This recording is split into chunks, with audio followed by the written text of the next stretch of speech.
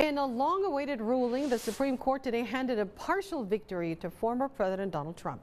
The justices decided that presidents are entitled to immunity from prosecution for official conduct while in office, though they can be prosecuted for actions taken in a private capacity. The case is now headed to a lower court to determine what's what. NBC's Alice Barr has the latest on how it impacts the charges against the former president for his actions surrounding the 2020 election.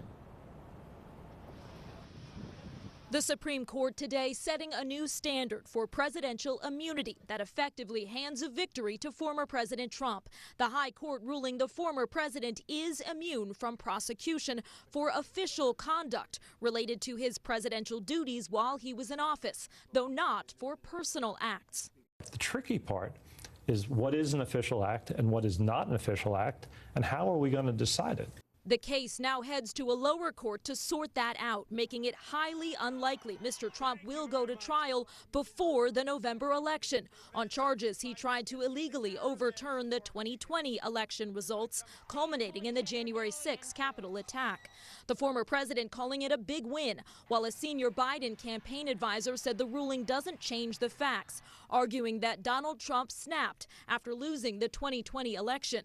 Protesters on both sides reacting outside the High Court. I think Trump's role on January 6th was the commander-in-chief. I'm outraged that American citizens will go to the polls in November not knowing the details. The decision grants immunity to core presidential powers, including Mr. Trump's contacts with Justice Department officials as he sought to reverse the 2020 results, and outlines presumptive immunity for acts on the outer perimeter of official duties, like his discussions with former Vice President Mike Pence.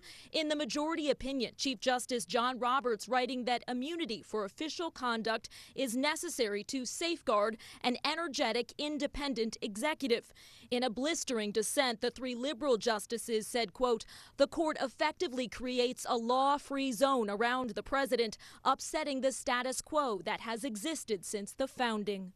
Critically, the ruling not only prevents presidents from being prosecuted for any official acts, it also says that official acts cannot be used as evidence in prosecutions over unofficial acts, and that makes it very difficult to present a case against a president under any circumstances.